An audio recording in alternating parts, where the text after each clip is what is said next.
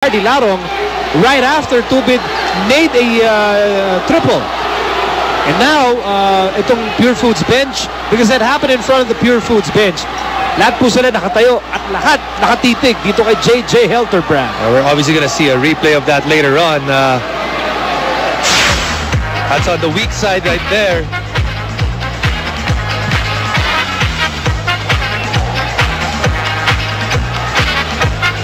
Kita natin doon yung box out ni Ardy Larong. JJ Helterbrand didn't take that kindly. Oh, dahil extra motion. May pabaon ng konti. Kaya ginawa ni JJ, bigyan ng Christmas takedown si Ardy Larong. So binigyan ng flagrant foul penalty 1 itong si JJ Helterbrand. That's tough. JJ Helterbrand, non-entity thus far in our game.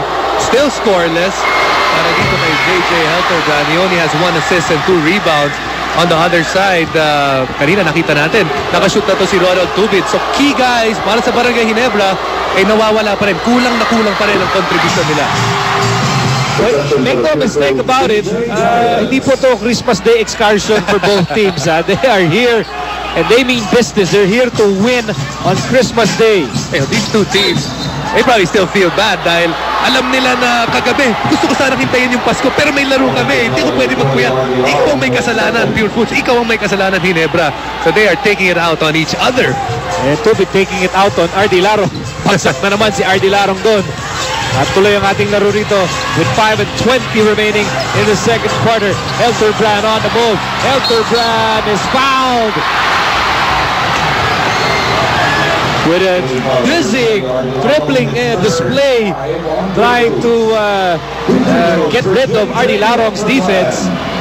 And the one thing you don't want to do kung ikaw ay Pure Foods, gisingin etong si JJ Helterbrand. That might be his wake-up call, but he continues to struggle from the free throw line. Already 5 misses para dito kay JJ Helterbrand. Well, sa wakas, nakakonekta ng free throw itong si JJ Helterbrand. Malaki-laki pa rin itong kailangan na bully ng Ginebra. Score natin 41-29. Approaching the 5-minute mark of the second quarter. Helterbrand with a steal. Helterbrand on the move. He fires and misses. Jordan Salvador with a rebound. Quickly to Ardy Larong. Larong steps on the gas over to Yap. Yap 4-3. Actually, that was a 2-pointer on the way, but it does not drop. Ito na Helterbrand. 12 points ang inahabol ng Ginebra. Here's Tubid. Tubid on the move. Tubid sidestep. Beauty. At foul dito si Garchi Ferrer. Si Kirby Raimundo tinawagan ng foul in second personal. Hey, look at this crossover that gets him free. He's got an open lane. Whoop, yeah.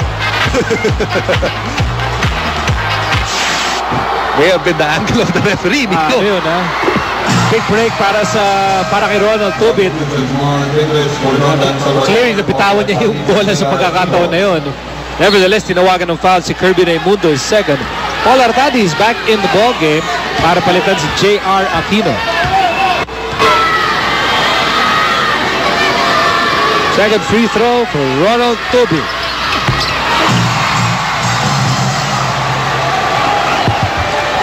Five points para kay Tubid. More importantly, G's puntos na lang ang inahabol dito ng Ginebra with under 5 minutes to go in the second quarter.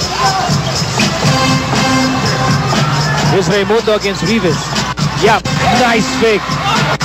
Is a gorgeous drive, pero di na kompleto. And now Yap is open. James Yap is wide open. Raimundo fires and misses. At ito na, takbuhan na ang Ginebra. Kid Lightning, Mr. Fearless. Tubid on the move and he will score! At ako, nagkatulakan pa. Tulakan pa rito ha. At si Helterbrand nanggigigil na dito kay Ardy Larong. Nanggigigil ito si JJ Helterbrand. Nagpapalitan na ng mga hang na salita. And a technical foul has been called. And the coaches are on the court. And Merry Christmas to one and all! Ho, ho, ho! Joy, peace, and love for everybody. Somebody should remind these players, huh? It's Christmas Day. But you know, Ardy Larong really getting the brunt of Ginebra's frustrations in this ball game.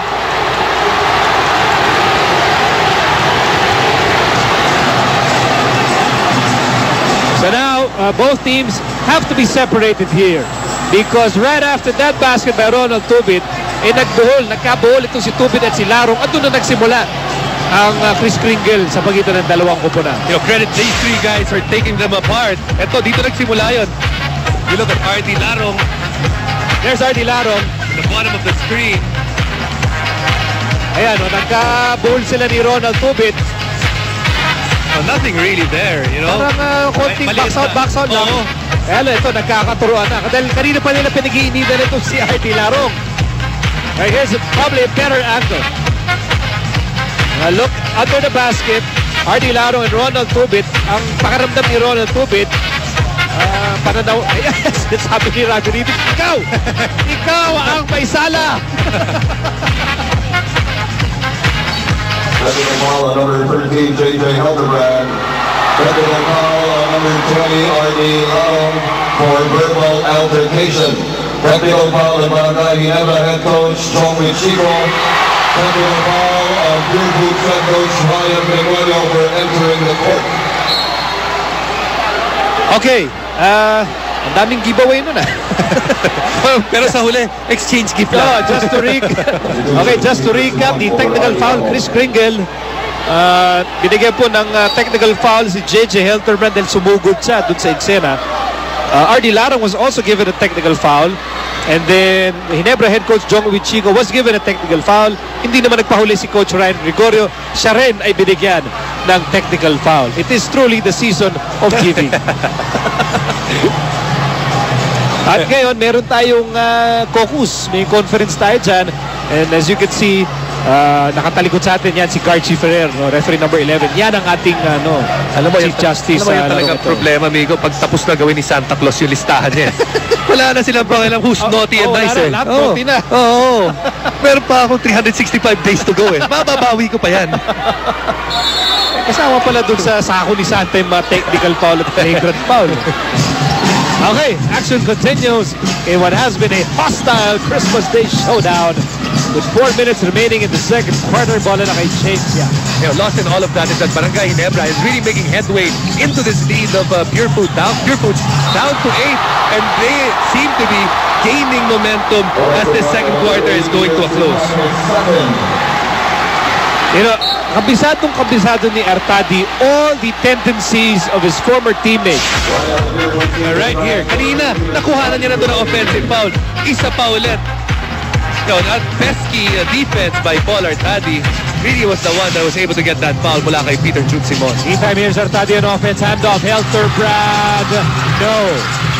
Bola natapik, napulit ni Roger Yap. Roger Yap sends it over to Simon against Tubit. Simon spins. Inabot. And ball will stay with Pure Foods.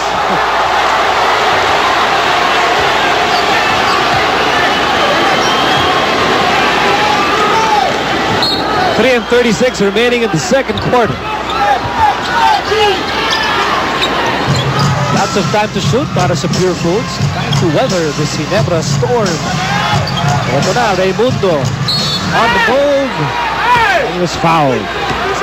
Actually, up to that point, Rafi Rivas has done a good job of stopping ito si Kirby Raimundo. Every time siya bumabantay kay Kirby, nahihirapan ito every time si Rafi ang bumabantay kay Kirby, nahihirapan si Kirby. You know, one of the ways that I think Kirby can offset the length of Rafi Rivas, kailangan banggain mo muna siya because he is not as thick as Kirby, so you have to get him imbalanced before you take a shot. Paatrasin mo man lang ng konti. As Raimundo goes 1 out of 2. Although he has only had 5 points, he has been able to give away 7 assists. Ito si Kirby Raimundo. Dahil ganun na lamang ang respeto sa kanya ng Ginebra defense. Meantime, an interception by Roger Yap. That's the specialty of the house. As we approach the last 3 minutes of the second quarter, ito na naman, Raimundo against Rivas. Oh, what a move by Kirby Raimundo. Yeah, that time it was a quick move. He didn't go with a lot of jab fakes at nabigla doon si Rafi Rivas kasi kadalasan it takes about 2 seconds before Kirby was making a move on Rafi. Meantime, here's Rivas. Tubit for Trey Palihis. Bola tinapik, napunta kay Simon. Score natin 44-33. Lamang ang Pure Foods ng 11